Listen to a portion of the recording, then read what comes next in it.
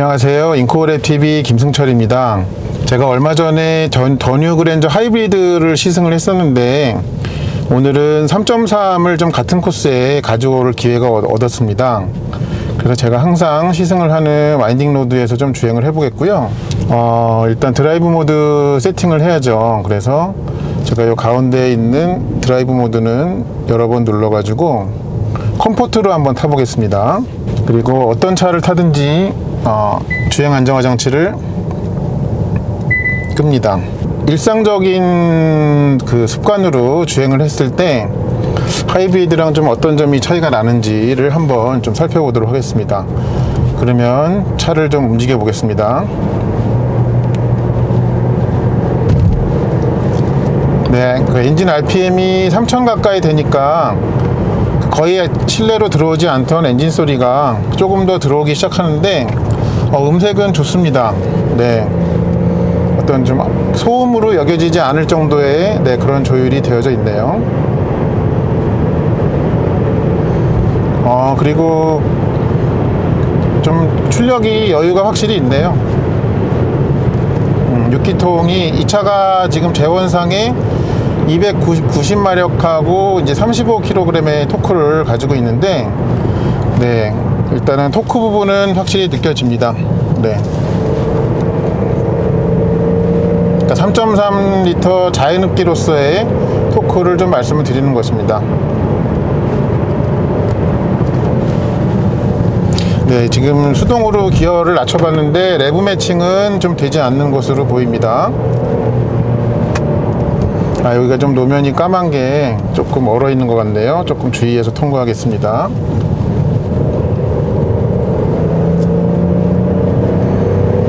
그리고 이제 3000rpm을 넘겨가지고 4000rpm 이렇게 쭉 올라가는데 어떤 그 몸에 전해지는 출력의 상승이 좀 그렇게 드라마틱하지는 않네요. 그러니까 이 차는 좀 고급성이 있는 세단을 지향하다 보니까 네, 그렇게 좀 한 것 같습니다. 설정을. 기술이 없어서 몸에 체감이 안 되게 하지는 않았겠죠.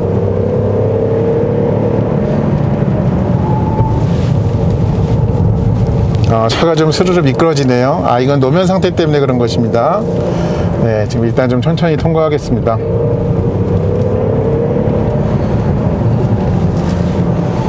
그런데 이 차의 이 전장, 그러니까 길이와 또 이번에 휠베이스가 길어졌잖아요.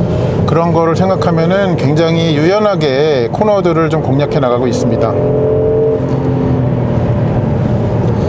특히 이제 5000rpm 가까이 좀 도달하니까 좀 람다 엔진, 나 람다 엔진이었어 라는 그런 것을 확실히 좀 전해주네요. 음색으로.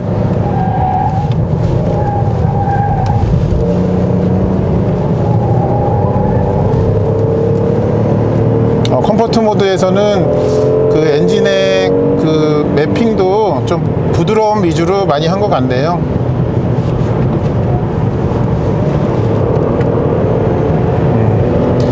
근데 좀 제가 솔직히 말씀을 드리면 이 차가 좀 사실은 300마력 가까운 출력이잖아요. 네. 근데 이제 막연하긴 하지만 300마력이라는 것을 기대하고 이 차를 타면은 좀 그 숫자만큼, 제원상의 숫자만큼 좀 어떤 경쾌하지는 않다라는 점은 좀 지적이 될 것 같네요. 좁은 코너에서 이렇게 돌아 나가니까 여지없이 좀 타이어가 순간적으로 헛돕니다. 물론 지금 주행 안정화 장치를 다 껐고요. 근데 이런 데를 돌아 나갈 때의 느낌은 굉장히 좀 좋습니다. 그러니까 좋다는 게 그 밑에서 어떤 일이 벌어지는지를 다 차단한다는 것이 아니라 승차감을 유지를 하면서도 노면의 정보를 잘 전달을 해준다 라는 의미를 좋다라고 그렇게 표현을 한 것입니다.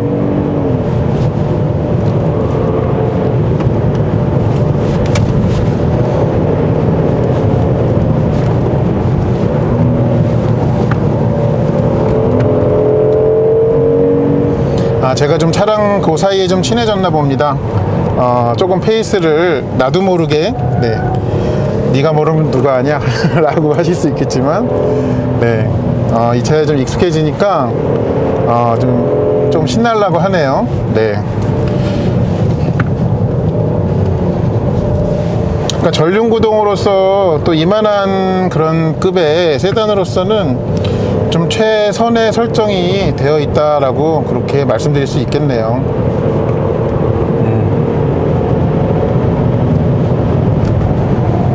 이 브레이크는 네, 일단 좀 처음에 발을 얹었을 때 좀 그때부터 좀 잘 서는 편입니다. 네, 그런 부분이 있고요. 그리고 그 구간을 넘어가지고 브레이크를 밟았을 때, 네, 그때에도 제동력이 좀 일정하게 좀 늘어나는 네, 그런 모습을 보이고 있습니다.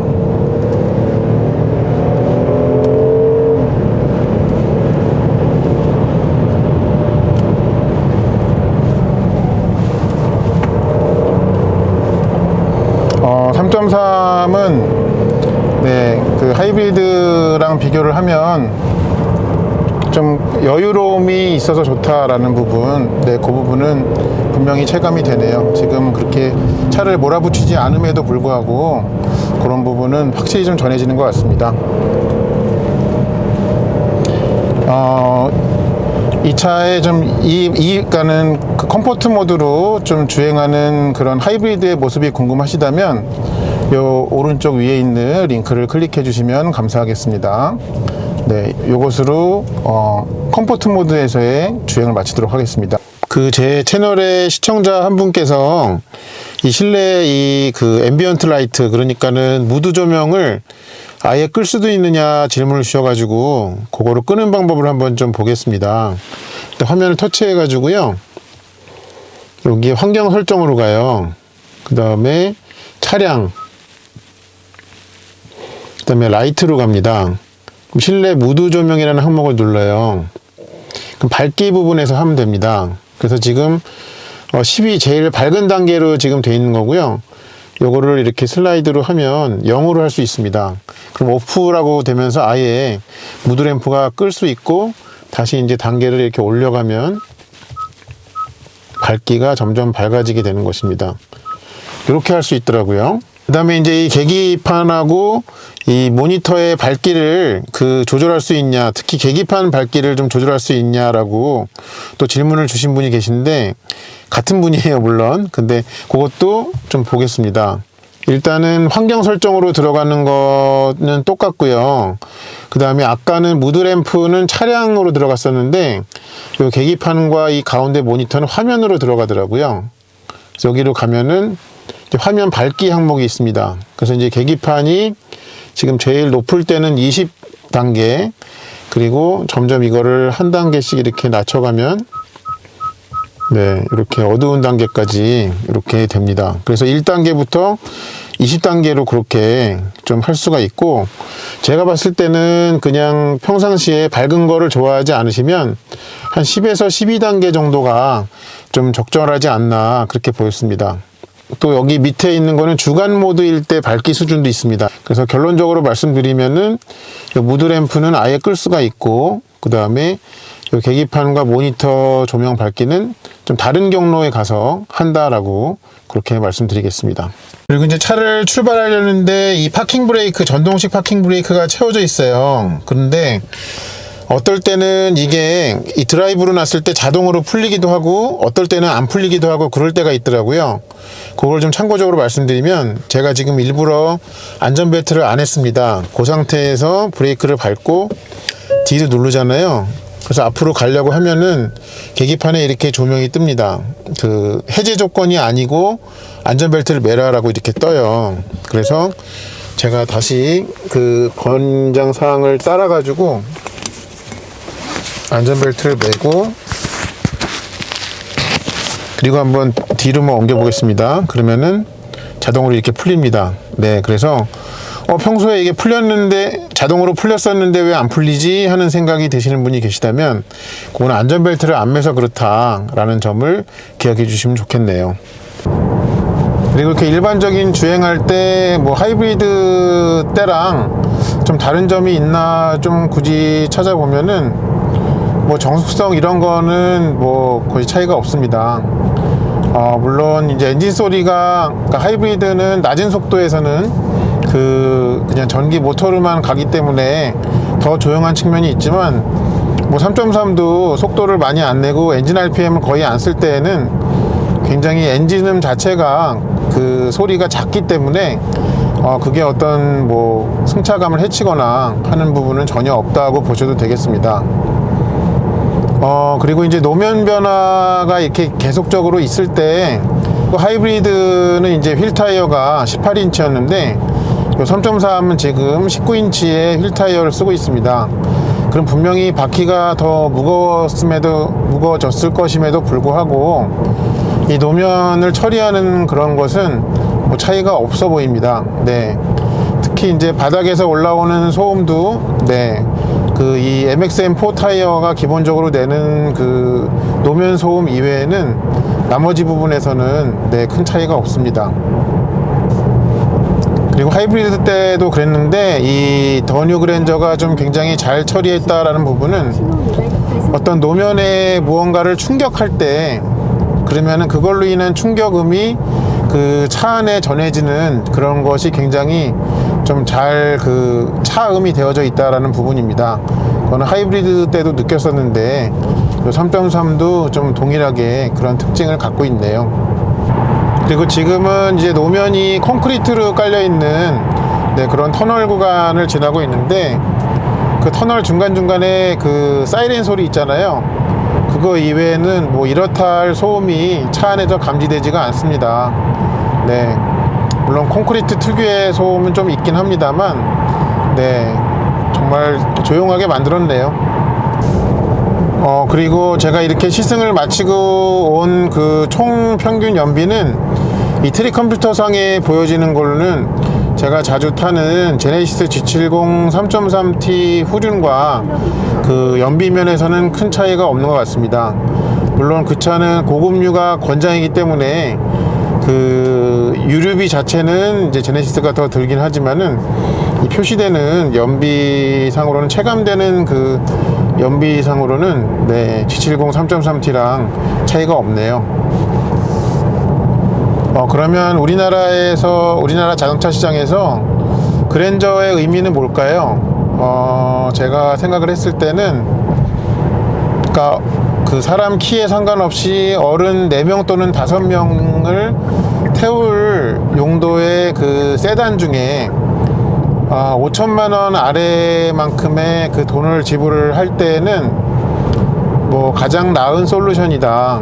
그러니까 그 4명 또는 5명의 어른이 가장 편안함을 느낄 수 있고, 그 다음에 많은 것을 누릴 수 있는 뭐 편의 장비든 안전 장비든 그런 거 상관없이 그럴 수 있는 그 가장 좋은 솔루션 중에 하나가 바로 이 더 뉴 그랜저다 라고 그렇게 저는 생각이 듭니다. 뭐 하이브리드냐 3.3이냐는 그 개개인의 어떤 뭐 그 더 원하는 부분 때문에 달라질 수가 있겠지만, 그 어떤 것을 선택하시던 간에 제가 생각하기에는 그렇습니다. 그런 더 뉴 그랜저가 갖는 독보적인 장점 때문에 아마도 당분간은 좀 그 어떤 획기적인 차가 나오지 않는 이상 지금 이 더 뉴 그랜저가 누리고 있는 그런 위치는 좀 지속이 될 것으로 그렇게 예상이 됩니다. 그리고 제가 여러 번에 걸쳐 가지고 좀 이렇게 반복적으로 말씀드린 내용인데, 그랜저는 좀 제네시스 브랜드로 옮겨갔으면 좋겠습니다. 네, 물론 이름이 이제 그랜저라는 이름을 못 쓰는 것이 국내 시장에서는 좀 아쉬운 부분이긴 합니다만, 해외 시장을 생각을 해가지고 특히 북미나 아니면은 아시아권에서는 좀 제네시스의 좀 브랜드 인지도를 넓히면서 시장 확대를 할 수 있는 그런 좋은 그 방법이라고 생각이 됩니다. 그러면은 이 차에는 아쉬움이 없느냐? 네, 아쉬움이 물론 있습니다. 기능적으로 좀 있었으면 하는 게, 3.3은 아무래도 연비가 안 좋기 때문에 그 아이들링 스탑 앤 고가 이 차에는 없어요. 그래서 그게 좀 추가됐으면 좋겠고, 또 한 가지는 이 풀 LED 헤드램프가 있는데 이게 자동 이제 하이빔까지는 되지만 이 조향을 할 때 좌우로 이 헤드램프 각도를 조절하는 기능은 지금 이렇게 없습니다. 뭐 향후에 뭐 이제 그 연식이 변경하거나 될 때 상품성 개선이 될 때 그 부분이 좀 반영이 됐으면 좋겠습니다. 그리고 이제 많이들 물어보시는 게 3.3하고 하이브리드 중에 뭘 사야 되느냐 좀 많이 질문을 주시거든요. 이제 차량 가격상으로는 하이브리드가 더 높아요. 뭐 트림에 따라 좀 차이가 있지만은 100만 원 가까이부터 최대 150만 원 가까이까지 그렇게 좀 차이가 나는 편인데, 물론 차량 가격은 그렇게 비싸기는 하지만 배기량에 의한 자동차세 차이가 일단은 하이브리드가 더 싸고요. 그 다음에 당연히 이제 연비로 인한 차이가 또 많이 있습니다. 그러다 보니까는 제가 이제 그 얼핏 계산을 해보니까 1년에 한 2만 킬로 정도를 타면은 그러면 그 하이브리드의 차 가격이 그 상쇄가 되더라고요. 그러니까 구입 비용부터 유지 비용 상의 그 차이는 그렇게 나오는데요. 뭐 둘 다 상관없고 이제 나는 좀 어느 차가 더 맞느냐라고 했을 때 본인이 어떤 거를 추구하시느냐를 생각을 해보시면 될 것 같습니다. 그래서 나는 좀 시내 주행이 많은 편이고 그 다음에 그 조금이라도 더 정숙한 차가 필요하다라고 하신다면은 하이브리드가 좀 답인 것 같고요. 그 다음에 3.3은 뭐 엔진 소리가 약간 더 있어서 그 서로 간에 비교할 때 상대적으로 그렇다는 것입니다.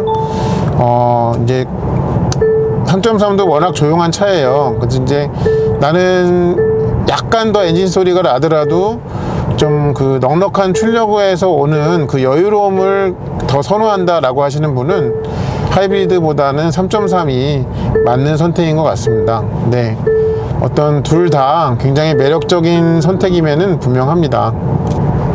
그리고 이제 3.3이냐 하이브리드냐 질문을 주시는 분들 중에 이런 조건을 좀 제시하는 분들이 계십니다. 그러니까 나는 차를 한번 사면은 뭐 3년 이렇게 타고 바꾸는 게 아니라 막 5년에서 10년 아니면 그 이상 오래 탈 건데, 그럴 때는 어떤 차를 타는 게 맞냐, 어떤 모델을, 그렇게 질문을 주신 경우가 있는데, 그런 경우에는 저는 3.3이 더 맞다라고 말씀을 드립니다.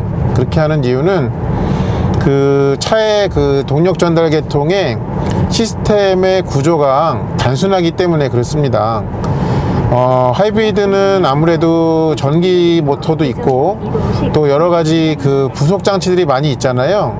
다 전자장치들이긴 한데 그런 것들이 이제 시간이 가면 갈수록 그 어디 하나라도 고장이 날 가능성이 점점 그 높아지기 때문에, 그러니까 구성품이 종류가 많기 때문에, 네, 그런 거에 비해서는 좀 정신 건강상 3.3은 이제 그런 부분에서는 좀 훨씬 시스템이 단순하기 때문에 아울러서 고장 발생의 가능성까지도 같이 낮아진다라는 측면에서 아주 오래 타실 요량으로 차를 생각하시는 분들은 3.3이 맞다라고 그렇게 생각이 됩니다.